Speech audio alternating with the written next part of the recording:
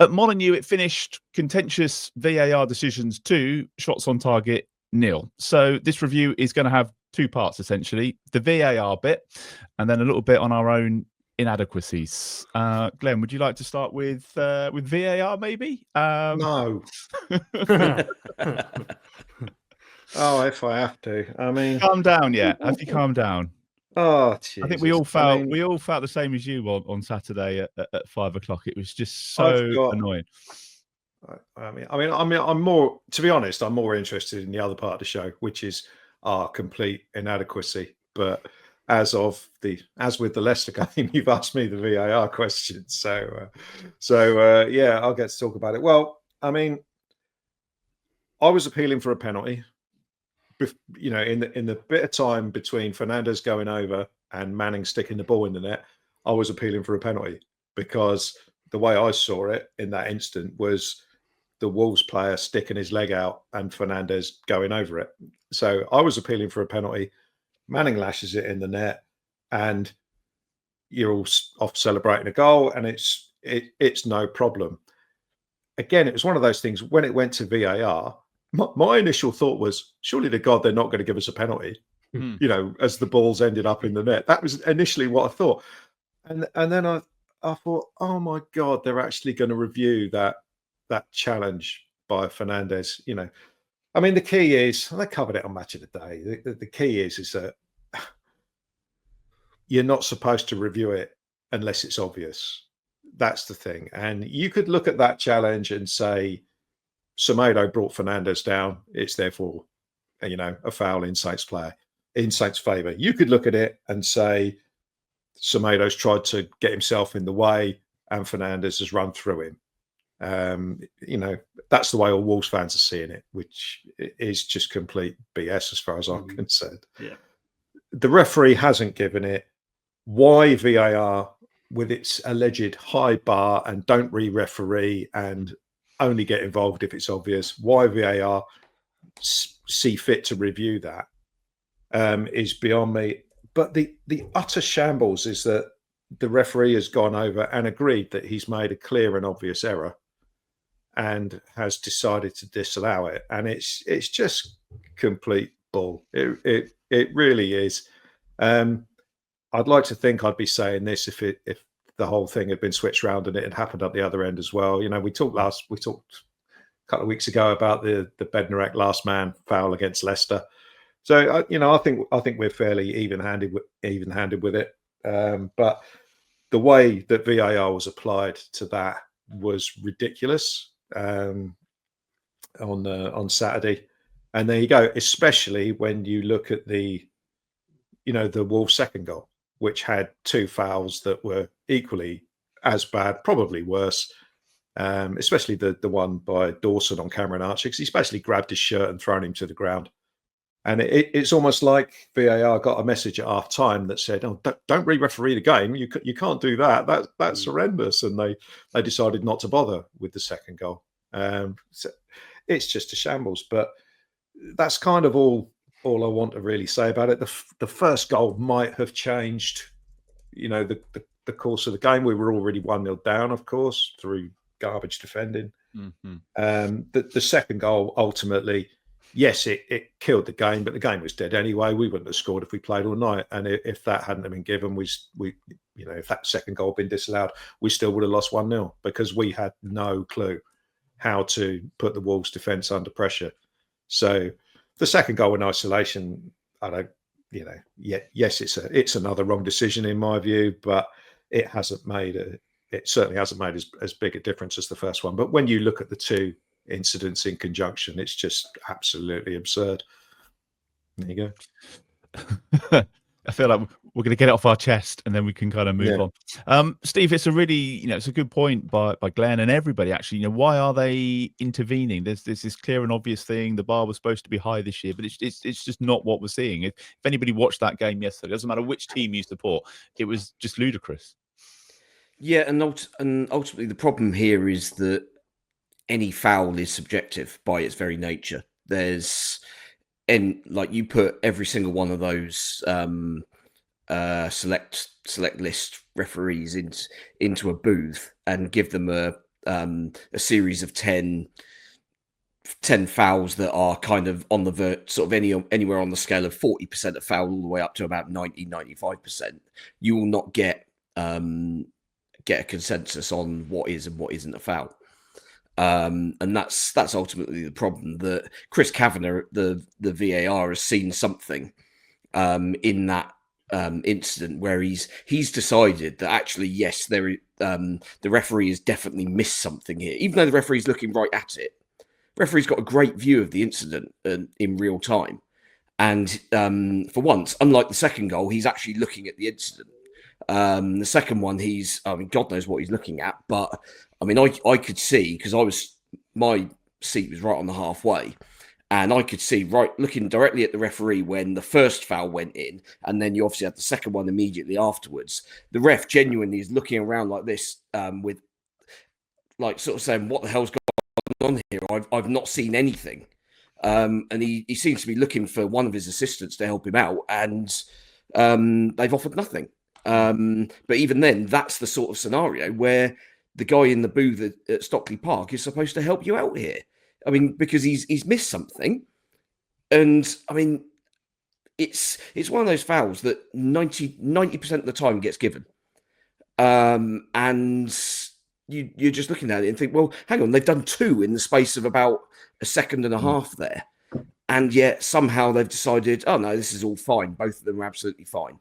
Why do you think they didn't jump in then? Do you think there was a little bit of that, or maybe we shouldn't have done that in the first half, so we'll be a bit more cautious in the second half? Is that a thing?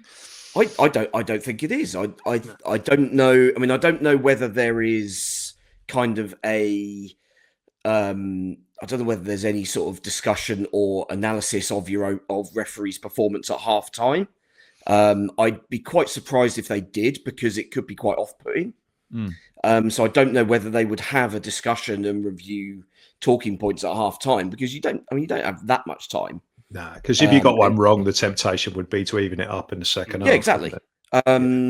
Yeah, and as a result, but also ultimately, both of these decisions have been made by Chris Kavanagh.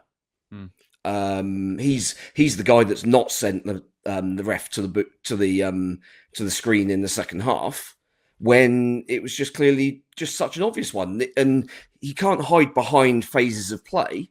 I mean, there's literally the foul happens, and then one pass into Cunha, and the goal happens. So it's directly led to the shot that goes in. It's a great strike, by the way, but at the end of the day, that ball, that play should have been whistled dead.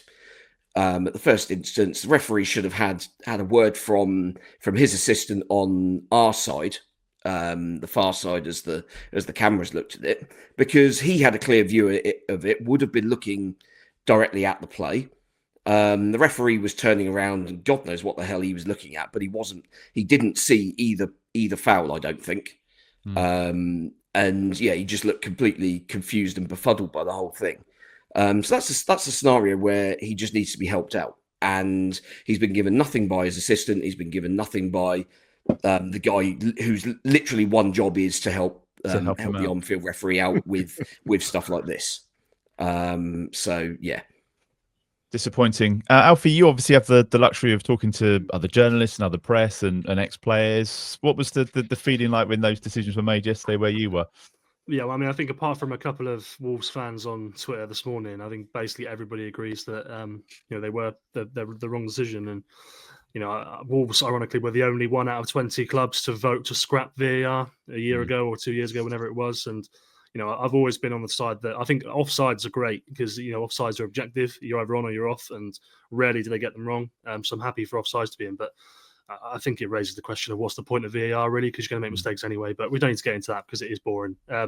But I know what Glen's saying, and Glen, I don't think Glen really wanted to talk about the VAR stuff, because he's right about the fact that there's bigger problems than that, and they've not lost 8 of the 9 games this season because of VAR necessarily. But on this occasion, I did sympathise with Russell Martin in the post-match press conference, and I did because it does change the game. And I know Glen says that they don't have any chance of getting back into it anyway, but they were fairly on top without threatening for the first half, and that second goal does kill the game. It completely takes the stuffing out of them. It shouldn't do. They should be able to deal with setbacks, but it does. you know, and at the 51st minute, the 60th minute, it should be 1-1, and it's not. It's 2-0. So for me, VAR has more or less settled that game. But yeah, clearly Saints didn't do enough, and we can get into that. I'm sure people listening will be keen for us to get into that as well. He was just talking afterwards as well about people that they ought to be employing people that understand the game, wasn't he? That was the thing that kind of stood out for me. Well, they are trying that, aren't they? So, I mean, right now, I think one of the first players who's gone through the sort of fast-track refereeing course has just been accepted into the FA, and will be. So, you will have ex-professionals refereeing in Chris Birchall, wasn't it? Is it okay? The former Trinidad international, yeah. Okay, so you'll have ex-professionals refereeing in the professional game. Let's see if it works. I know Harwood-Webb's obviously, in between calling managers and apologising, he is trying to do things to sort it out. So, I must admit, I'm pretty cynical as to whether that's going to work, because at the end of the day, I mean, you only have to watch a handful of games, and it's fairly clear that there are a lot of players that don't know the laws themselves, or are just sort of willfully ignorant of certain things and will basically just try and cheat regardless. Like there was one, I think it was it was the Everton game where I think it was the Leicester game where Harwood-Bellis had taken somebody out in the chapel half of the pitch, and the ball had broken, and it had gone out for a corner, I think, and Harwood-Bellis then gets booked. Trainer comes on, and their player, whoever it was that we fouled, was allowed to stay on and trotted back to kind of get involved in the corner, and Harwood-Bellis was sort of screaming at the referee, wondering why, given that everybody else seems to have to go off. But obviously part of the law is that if the foul leads to a booking, then the player should be allowed to stay on. So yeah, there's clearly an element of kind of ignorance or lack of knowledge among players on certain aspects of the law. So I don't think this concept of you have to have played the game at any sort of high level to be able to understand it is really a valid argument, to be honest. But it's what I would say is that a lot of these referees have possibly just been promoted too quickly, and the speed of the game, you're up against young, fit athletes, and these are professional athletes paid millions of pounds a year to be in the condition that they're in. And it's understandable that officials in their 40s and 50s can't keep up, which is why we brought technology in to help them out. And unfortunately, they're all making a complete pig's ear of it. I'd never actually heard of the referee on Saturday, Thomas Bramall. Apparently, he's a maths teacher a year ago. 2 years ago. Where's he come from? Well, that was actually only his fourth game this season. I assume he's been injured because he's refereed 4 games this season, one of which was a conference game between Gateshead and Solihull Moors. Brilliant. One was in the Football League Trophy between Mansfield and Newcastle's under-21s. And last Saturday, he did Middlesbrough against Coventry in the Championship. So that was his first game with VAR then at the weekend? This season, yeah. He did a few Premier League games. He's done games last year, yeah. Look, it raises the point, Stephen, probably maybe the last thing we'll touch on, but when Chris Kavanagh, who's a senior referee in England, tells you to go to the screen, for someone like Thomas Bramall, who's a bit of a younger referee, this conversation has been had following a Premier League game in recent weeks on Gary Neville's podcast, things like that. It takes a ballsy individual to say to your senior boss, effectively, no, I think you've called that wrong. So the second he goes to that screen, there's no chance this young referee is saying, no, Chris Kavanagh, you're wrong, I'm right. And that was the thing with Michael Oliver, wasn't it? When Michael Oliver was the VAR in a game recently, and he sent a younger ref to the screen. It doesn't matter whether the on-field ref thinks it's right or wrong. You're never going to overrule the top referee in the country. Yeah. Right, let's put the VAR stuff to bed then, because it's not the fault of VAR that we were 1-0 down after 2 minutes. Glenn, that was all self-inflicted. To me, that goal, we've not had a mistake for a while, but that goal kind of sums up everything that's going wrong for us so far this season. Yeah, well, it was the first time Wolves had had the ball, because we had it for the first minute or so, and it ended up with Craig Dawson in the sort of left-back area. And another one of their centre-halves, I think, played it down the line. And Kyle Walker-Peters looked like he was trying to cushion a header into Harwood-Bellis, who was in front of him. So Harwood-Bellis was in the wrong place. Kyle Walker-Peters was just made a ridiculously stupid decision to try and do that rather than just head it off the pitch. So all he did was dump the ball down to Cunha, who is Wolves' best player by a long, long way. By a million miles. And he set off on a diagonal run, totally unhindered by our changed midfield. So Aribo wasn't even in the picture, and Lallana was towing a caravan, trying to get back into position to make any sort of challenge.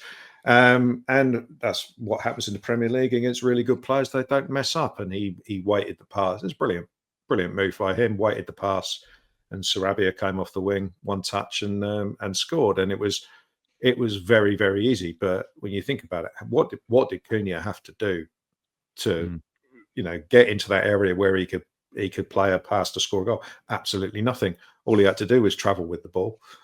No one got near him. Straight line, Harwood-Bellis was out of position. None of the other centre halves were busy marking other players. I heard people blaming Ryan Manning for the goal because Sarabia came off of his wing, but to be honest, I just think that's very, very harsh. The mistake was made earlier on. Russell Martin talked about 2 mistakes on the goal. One must have been Walker Peters. I can't quite think who the other one was. 1-0 down straight away. And it's just, this is the old thing about not playing the game situation. It's 19th against 20th against a team. We're playing against a team who let in 3 goals a game. And we don't want to make it easy for them to score. So you just don't do anything stupid in the first 5 minutes. So what on earth Kyle Walker-Peters was doing there, I have no idea. Maybe I'm doing him a disservice. Maybe he tried to edit it out and just got it wrong. But it didn't look like it to me. It just looked like it was, let's try this total football solution thing, which has worked so well this season, obviously.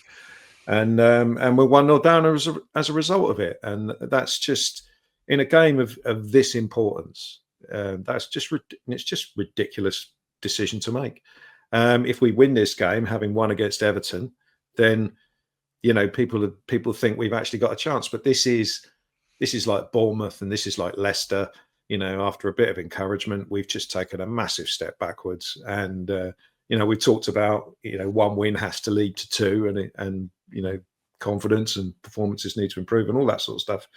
But yeah, that lasted all of 2 minutes, and that was just that first goal was just absolute garbage from us, I'm afraid. And and that's that was really the only real defensive issue. We had a couple of stupid passes in the second half where we tried to give Wolves shots at open goals. Ramsdale had a bit of a shocker on a couple of occasions. I still think overall defensively we're not horrendous, but attacking wise we are horrendous. There is no getting away from that. Attacking wise we are horrific, but obviously letting in and that's why letting in a goal after 2 minutes is really not what you need when your attacking play is as bad as ours is. So yeah. Does Flynn Downs stop that, Alfie? I'm just wondering, like, dropping out of the starting 11 like he did, would he have been in a better position? It's got to be quite disruptive for the team when you've suddenly got Joe Aribo coming in last minute when he wasn't expecting to play. Yeah, so I suppose, look, obviously it's a big blow right before kickoff. The one thing I would say is the injury happened in training the day before when he struck a ball. So it's still within sort of 24 hours of the game. It's still a shock and a blow. But it wasn't like he just pulled up 5 minutes before the game started. So I think they probably knew that he was going to be tested during the warm-up. If he didn't feel right, they'd have to find a solution. Glenn messaged me earlier, actually, and I think he's spot on, really. I mean, Joe Aribo and Lallana, it was the obvious solution because I don't think you could bring Leslie Gachukwu straight back in. And I'd need to see the goal again to work out if Flynn would have actually stopped it or not. But clearly you lose legs there. Flynn's the player who's covered more ground than anyone else in the Premier League this season. He's not necessarily made the step up to the Premier League perfectly, but he is still key for them. And it is a big loss. So maybe it's just that sort of distraction, that mental, slight shift in mentality by losing a player like that. But I don't think you can make excuses for whatever what else happens on the pitch to allow that goal 2 minutes in. But yeah, they did miss him, obviously. And by the sounds of it, if he's close enough to nearly play a part, he should be fit for the Liverpool game. But that feels like a long way away and fairly inconsequential now. Lots of column inches to be written between now and then. Steve, it felt like we did recover from the setback to a certain extent. I mean, we'll get on to the lack of quality in the final third in just a moment. But the Ryan Manning goal, I think we've covered that. We've spoken about that, but that would change the afternoon. And we set about them for 45 minutes. It was just the end product. Yeah, first half, most of the performance was fine. As you say, obviously one stupid mistake for the goal early on, but we kind of settled down after that, and we were the better side for the whole of that first half. But you've got to kind of convert that that dominance into clear-cut chances, and we've had 3, I guess. The Armstrong effort from the corner, which was really well worked, so that was nicely done. Some weird refereeing going on just before that corner as well, by the way, with Sarabia being allowed back on. I mean, that was at the end of the day. If the 30 seconds was on the verge of counting down, then we needed to have taken that corner quicker. So they were defending with 10. And then I think Harwood-Bellis had a header from a corner where, I mean, it's very similar to one he scored from against Stoke. And he's just not got a full forehead on it. It's kind of glanced him rather than getting a full head on. And I mean, there was nobody on the line, so if he'd have got it on target, I'd have fancied his chance of scoring. I mean, Jose Sarr, I think, has got the worst shot save percentage in the league, which I think is the second, maybe even the third year running. I mean, him and Bazunu would have run him close, obviously 2 years ago, but. He's been pretty poor for a while, and unfortunately we've not tested him because obviously the other chance we carved out was the disallowed goal. So yeah, it's frustrating that we've kind of allowed them to keep us at arm's length to an extent. I mean, they defended very deep, basically from the first whistle. So the problem there is that while we've seen decent performances out of Cameron Archer in games against sides who are quite happy to play a high line, and he's able to play off the shoulder and spin in behind and make these runs. There was no room for him to make those runs yesterday, and as a result, he was more or less anonymous. Adam Armstrong, I thought, was okay on the wing, but again, no end product. And actually Manning was the guy. Probably him and Fernandez linked up really well in the first half. So yeah, I was quite surprised that we took him off at half time. That felt like a change that didn't necessarily need to be made immediately. Could have waited 10-15 minutes, kind of see how we carry on, because as I said, we were on top for 43 minutes of that first half. Well, plus the 6 minutes injury time for Wolves doing what Wolves do and rolling around. Because somebody's breathed in their general vicinity. But yeah, it's problem is once you get into the second half and you're making wholesale changes, changing the setup of the team, everything just got really disjointed. The midfield was, while we were okay in the midfield in the first half, in the second half, when Ugachukwu comes on, all of a sudden they've got the run of it because he's got no positional discipline at all, kept giving the ball away in silly areas, wasn't tracking anybody running past his shoulder, and that causes a whole load of problems. Did some nice things on the ball as well, but problem is, if you've got somebody in that midfield with his attributes and you're asking him to be kind of the sort of backstop, if you like, for all the other players to try and go forward and be vaguely creative, you need someone that can actually do it. And I just don't think he can play that position, which kind of then goes back to why the hell we signed him. Because I mean, he's not a feasible option for me as a replacement for Flynn Downs. Which I mean, as we saw is why Rebo started. And yeah, it was, and obviously Lallana we know can only do an hour, 65 minutes or so, and yeah, we just lost all complete control of the game. Even at 2-0 down for 5 or 10 minutes, we were still passable as a sort of functioning unit. But then as soon as Lallana goes off, There's no structure to that midfield anymore, and it all kind of falls flat on its face. I mean, you're then kind of just hoping for somebody to do something sort of out of nothing. Dibbling had a couple of nice little runs off the flank, but then we moved him inside, and he ended up just getting crowded out, as we saw happen against Bournemouth. We had one time where we did go pretty direct, and somehow the ball ended up getting flicked through to Brereton Diaz off Paul Onwuachu's back, which would have been absolutely incredible assist if he'd scored from that.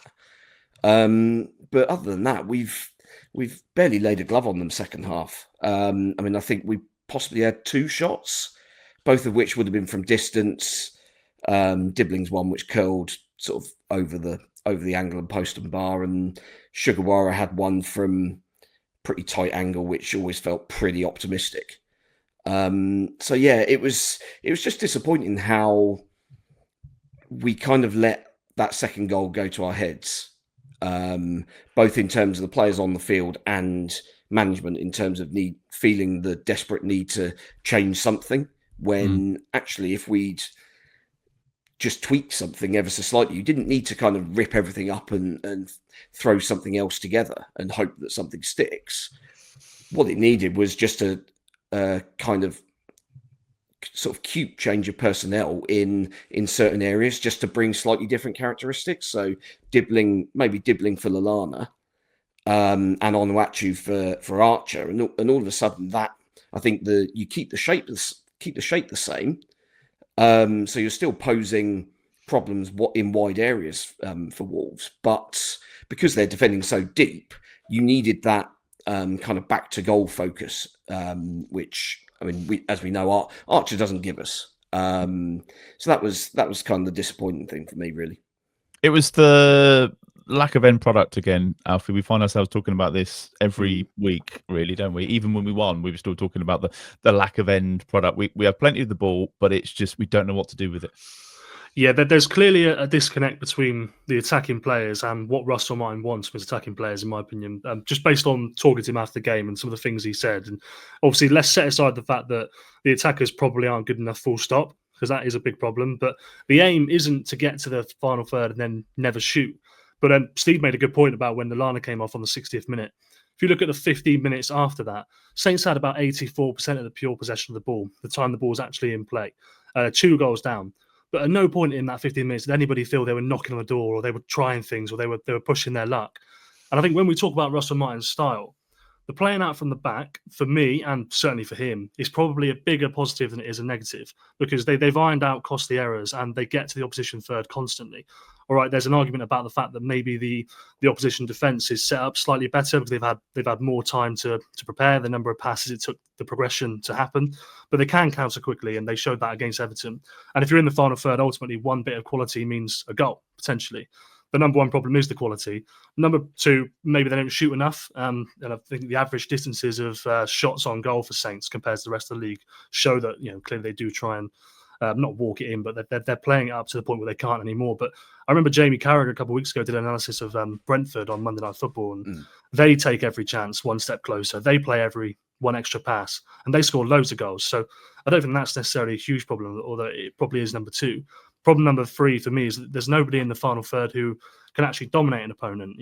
Anybody who takes them out of the game, there aren't enough aggressive runners, they don't cause problems, they don't get on the end of crosses, don't harangue defenders. I mean, how many times in the last 2 or 3 games have we seen a ball go across the box and it's swatted away with ease? There's nobody there on the second ball. If you look at Ipswich, our corners were dreadful yesterday. Corners were apart from that one short corner that was really well worked, they were awful for both sides. The corners are a waste. If you look at Ipswich there, and I know that Ipswich is a different game, right? They beat Spurs 2-1. And yes, it's quality from a Sam Smolik bicycle kick, but it's a powerful run from Liam Delap, who actually attacks across. And it's the second ball that Smolik scores the bicycle kick from. It's just a packed box. The ball pops up and there's someone there. Second goal was a little bit lucky. It's a scramble on the goal line, but again, it's a position from the left of the box where Saints have been a number of times this season, and they've got 5 players in the box, in the Spurs box, by the time that ball's turned over the line by Liam Delap, who's putting pressure on the goalkeeper. Yes, Spurs make a mistake, but they're packing the box. They're making things happen. They're applying pressure. And Russell Martin, after the game at Wolves, he really sort of lamented a lack of what he calls athleticism in the team. He said he said that they have to play the way they do in attack, because they can't scrap physically. They can't win games sort of in the aggressive way that people maybe want them to, which that's worrying. But he did add that the focus for him in this sort of next 2 weeks is going to switch from the build-up, which he thinks he's now corrected, I suppose, from the first few weeks of the season, to the final third, and what he calls freeing people up. And I think he means both mentally in terms of, taking the risk to actually do something with the ball, but also I think physically, just overloading the box, finding space. If he's given the time to do that, then he has to hope it works, because the temptation to roll the dice, if it doesn't, is going to grow in the next 4 or 5 games. They're tough games. He's got to fundamentally change his approach then, because he is obsessed with keeping the ball. That's why we pick a team yesterday that only had 2 attacking players in it, really, in Archer and Armstrong, because he wants to put an extra midfielder in or an extra defender, like we did yesterday with, with Jack Stevens and Ryan Manning being picked. So he's set up this team and he's recruited in order to be able to keep the ball. He signed these sorts of players that just want to keep the ball. He signed Leslie Ugochukwu, who was supposed to be a bit different to that. He was supposed to be the sort of powerful runner, and he's turned out to be not fit for purpose, really. And he signed Brereton Diaz for the same thing, and he's been garbage. Yeah. So, you've got to look at the recruitment, but I just don't see a change. What got me is I read your every word thing that you wrote for the Echo, which I thought was really interesting, because I thought a lot of Russell Martin's answers, usually I can kind of see where he's coming from, but I thought a lot of his answers in that piece were garbage. When he said when he kind of implied that Ryan Fraser was going to be the answer to all our problems, he is dreaming. Yeah. He is dreaming. He's talking about Ryan Fraser being able to take players on and get crosses in. Does he not watch the games? Ryan Fraser does not take players on. Even if he's got a one-on-one, he doesn't take them on. He turns back, passes it back to the left back, or passes it infield. So we got Adam Armstrong on the other wing. He's incapable of taking anyone on at Premier League level. And I just, if he wants, and he moaned about the lack of physical players we got. Well, you've got a 6'8" centre forward. That would be a start. I know he's not brilliant, but that would be a start. It would at least put pressure on but is he ever going to pick him? I doubt it. We'll probably go into the next game. I know it's against Liverpool, so it's probably a write-off. He'll go into that next game and he'll have Adam Armstrong or Cameron Archer as the centre forward. Both those two were an utter waste of time yesterday. Could have taken them both off after 20 minutes and it wouldn't have made any difference. We certainly wouldn't have been worse. They were terrible. So I honestly do not see Russell Martin changing the way we play to significantly free up the front players. I understand why he didn't change the team after Everton, but this was a 19th against 20th game, and we leave our best and only attacking player who can take on a player and beat them, we leave him on the bench for 45 minutes. Now, like I say, I understand why he kept it the same, but I don't think that was the right thing to do. When I saw Dibbling on the bench, I thought, oh, here we go. Another game where we're going to try and keep it tight and then win it in the second half. And of course, we let it go after 2 minutes. So, and how difficult it is for us to score goals. And we, obviously the VAR decision, but for me, we need Dibbling on the pitch in games like Wolves. We need him on the pitch for 80 minutes or whatever. But you're looking at an 18-year-old who's come up through the academy. I remember doing a piece at the end of last season on my blog about what players I thought were going to, be suitable for the Premier League. I didn't even include Tyler Dibbling because at the time, just after we won the playoff final, but we've had a whole summer of recruitment, and he's our best player in an attacking area, and that is shocking. But it's Russell Martin's job to do the best with the players that he's got and find a way. Now, I think it's actually negligent that he hasn't tried Paul Amo-Ameyaw from the start yet, even though obviously he's not brilliant. Otherwise, he would have done better than he has done for us in the past. But we can't score goals. We don't look like a team that's ever going to score goals. Right from pre-season, we've looked like a team that's going to really struggle to score goals. Do you remember the formations that we played in the first 2 games where we had 2 wingers and no centre forward? Yeah. And then we wonder why we don't have any shots. Yeah. Russell Martin's had 11 games now, allegedly learning and trying to work out how this team can find a way to put pressure on the opposition goal. And he doesn't look any nearer to finding that answer. So for him to come out and give some of those answers, I recommend you'll check it out if you can.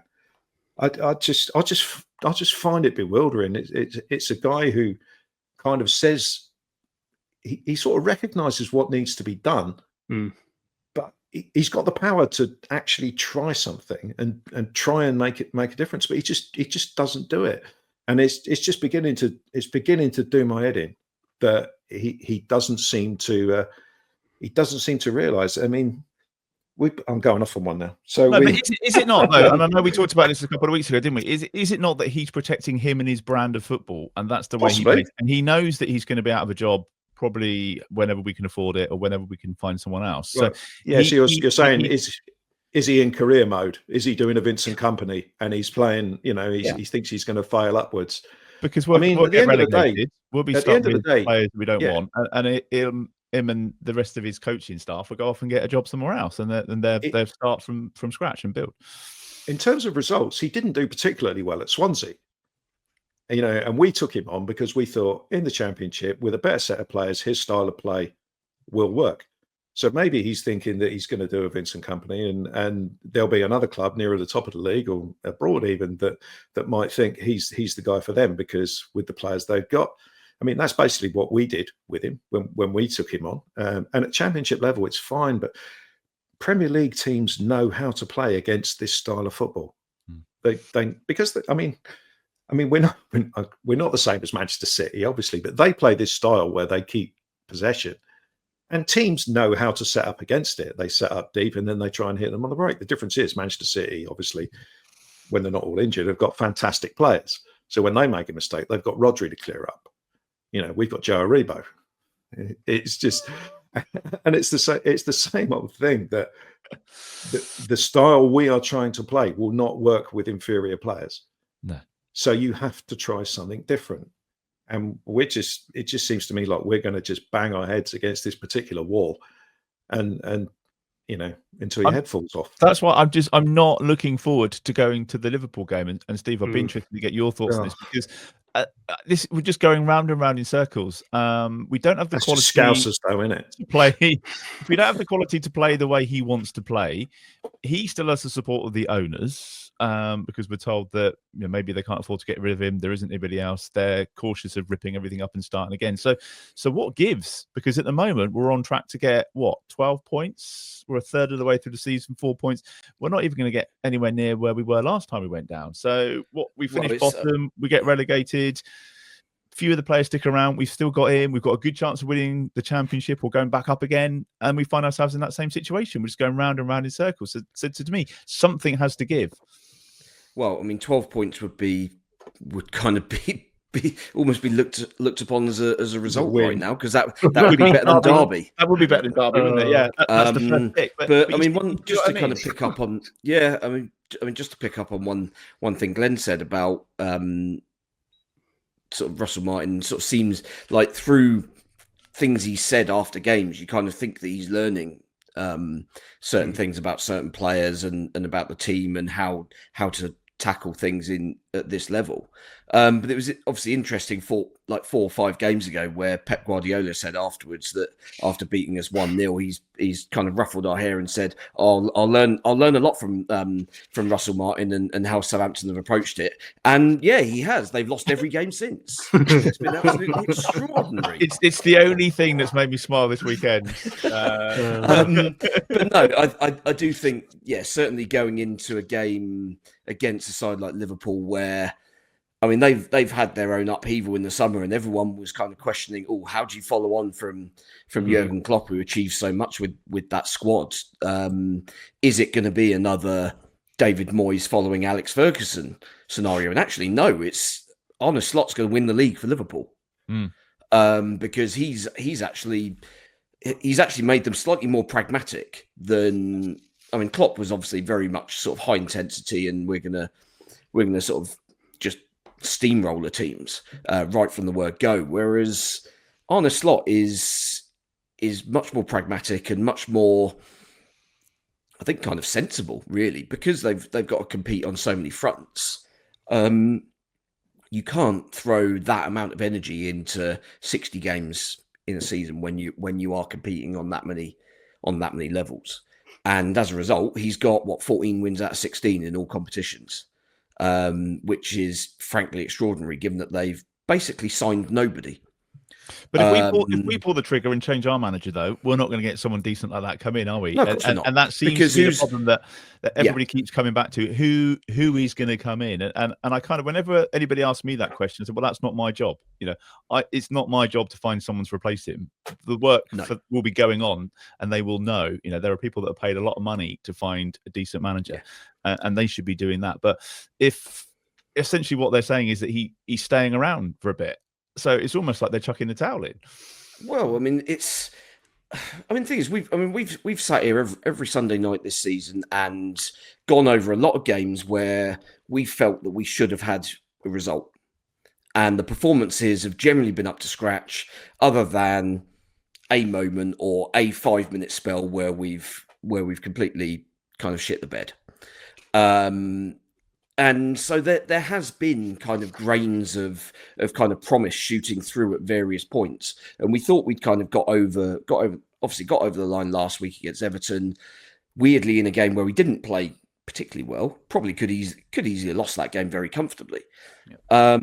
And yet now we're back into this situation where we've lost a game again that on the balance of play, maybe we might have got something out of it. But you now look at this kind of run of games coming up and think, oh God, where are we actually going to get any points? But apart from Spurs, it looks terrible. Well, yeah.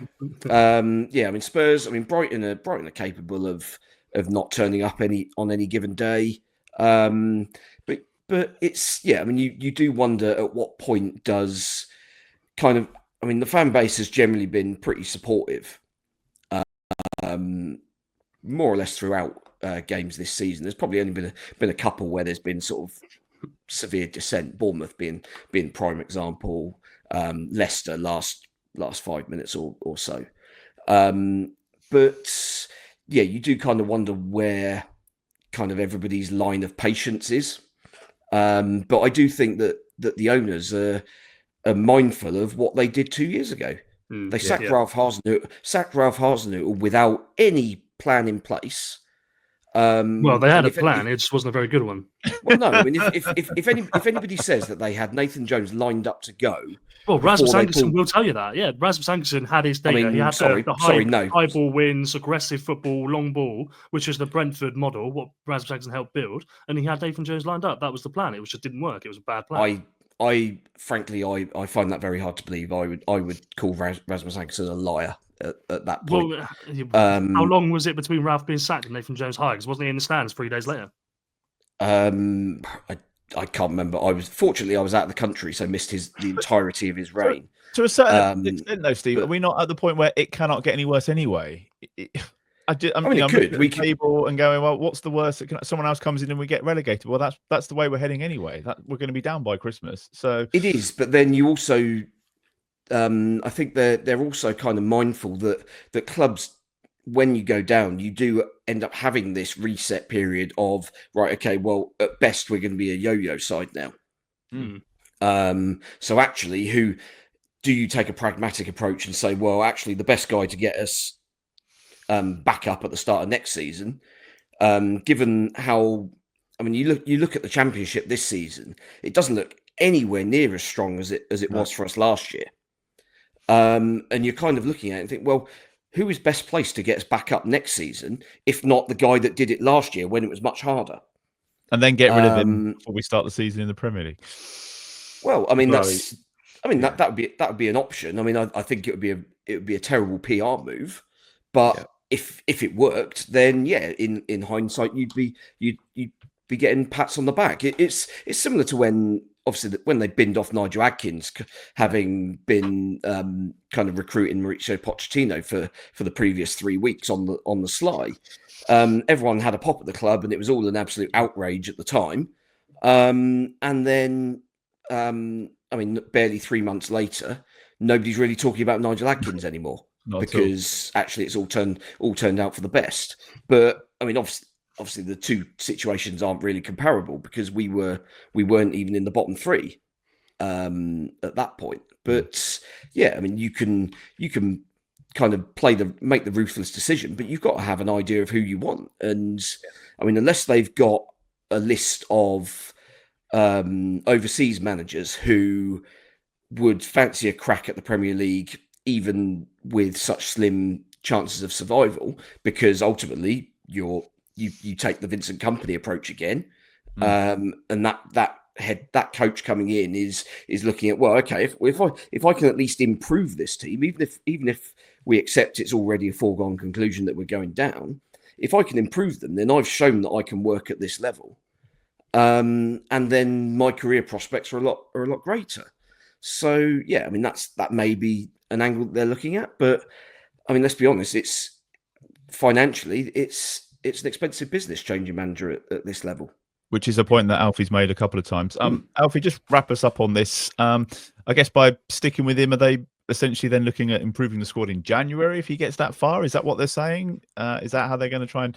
Because we know that didn't work too well last time, did it? Let's speak frankly. We're talking on assumptions based on a BBC Sport article that came out last night, which suggested that Russell Martin still has support from key board members, and it gave a very sort of illustrious description of Rasmus Ankersen's career so far, and it suggested that he has a bit more time. So if that's right, then yeah, it's only going to get tougher for him. The way I look at it is, Steve's already touched on it. They could decide to keep Russell Martin for next season, but then you face a long old slog this year. And Russell Martin, by the way, would be fine in the Championship next season. I'm sure they could have a good chance of success, but you face a long slog getting to the end of the year with fans already upset and bored, some of them. You bring in somebody who then has to fight against relegation, and you don't really want to bring someone in and then they leave again in May. If you're bringing someone in now, you want them to be here to start next season as well. So you're then risking someone coming in and sort of tarnishing their reputation internally and with the fans as well. So you could make the dream appointment for next season now, and by the time you get to May, everybody hates him again because it's all gone terribly. Or you make you sort of, I suppose, the other option. I don't know what the other option is actually. I suppose you wait until the end of the season, you keep Russell Martin to the end of the season, and then you change and you bring in a Championship manager for next year and you start afresh. So there'll be all the things that the board are considering. And, I've got a list of potential future manager targets that I've come up with, not from the club. And, the likes of Carlos Corberán and Mark Robbins are on my list. They would be brilliant appointments at the start of next season. They're proven Championship managers who've worked for a long time at a club. But are they any better than Russell Martin right now? Maybe it's worth rolling the dice, but then they're not Premier League proven managers. So yeah, unless you get someone in who's I suppose you take the England approach. I know that Gareth Southgate wasn't the most popular, but within the group of the players, they loved Gareth Southgate. He's the most successful manager we've had for 60 odd years. They got once he left, they managed to get in somebody even better. They managed to get everyone back on side, all the players back on side by bringing in an elite coach. If you can do that, if you can bring in a Graham Potter, then I'm all for changing now. But I just think that Graham Potter appointment that people want it just seems unlikely to me. But that'd be the dream scenario. I think you're right. We will get on to Liverpool in just a moment. We need to do Player of the Week as well. Aaron Ramsdale won last week. Don't snigger. Aaron Ramsdale won last week for the first time this season by a mile. I was going to say Matty Fernandez. I just think he's in good in parts. Anybody, Steve, you were there. You watched the game. I know it's slim pickings, but anybody stand out for you? Yeah, Fernandez was very good. I thought for the most part we were fine defensively. So both fullbacks were. I mean, Walker Peters obviously ballsed up for the goal, but other than that, was well involved. Manning was very good first half, and as I say, I was slightly confused by the substitution there at half time because he was doing okay. Him and Fernandez were linking up really well down that side. Yeah, I mean, it's slim pickings. We were it was one of those performances where nobody was sort of outright bad, but nobody stood out sort of as right. I'm gonna sort of drive this game forward and take things by the scruff of the neck. Unfortunately, so maybe Manning then, or yeah, I suppose it kind of feels a bit churlish picking someone who's only played 45 minutes, but kind of yeah, sums up the game, doesn't it? Well, he was the only Saints player that found the target all afternoon, I suppose. That's true. Alfie, anybody else that stood out for you watching that No. one? Okay, Glenn, any names to add? No, I was going to say Ryan Manning without irony, to be honest, because I thought he was our best player in the first half. And it was a stupid decision to take him off. We didn't need 3 centre halves for the second half, so And he should have had a goal as well. So yeah, it was just a stupid decision to take him off. Yeah, I mean, Glenn, I'm in the Jack Stevens camp, right? I'm not one of these people that has blamed him for everything that's happened or felt that he's been the biggest problem. But this was the one time where at half-time you're going to bring a player off. It had to be Jack Stevens. Ryan Manning was offering you so much. You want to bring Tyler Dibbling on, I get that. Jack Stevens is a leader. He's a captain on the pitch.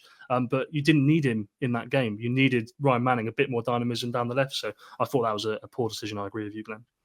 And though I'm not a fan of this particular move, I feel that with Flynn Downs not being there, they could have done worse than stick Stevens at the base of the midfield and just say, you play there. Yeah. And allow other players, give us some sort of base to. Well, he tries to step into that position all the time anyway, so it's not as if it's a position that's. It's kind of a world of difference, because when we lose the ball, obviously he gets back to his left-sided centre back role. When we've got the ball, he steps into midfield. I thought the problem was that we didn't have a presence there, especially as you say when Lallana went off. But other than that, I can only think of players who I could nominate as a joke, really. Ben Brereton, Dustin, useless. Ben Brereton Diaz, I think twice in his last. I mean, he's obviously not played that much lately, but I'm absolutely certain that I've seen him already twice this season try to do the most basic back heel and scuff it out of play for a throw-in. This is stuff that you wouldn't expect a Sunday League player to do. Yeah. Let's not put him in the vote. If there's anyone we've missed and you're watching live, stick it in the comments and we'll get the poll on social media.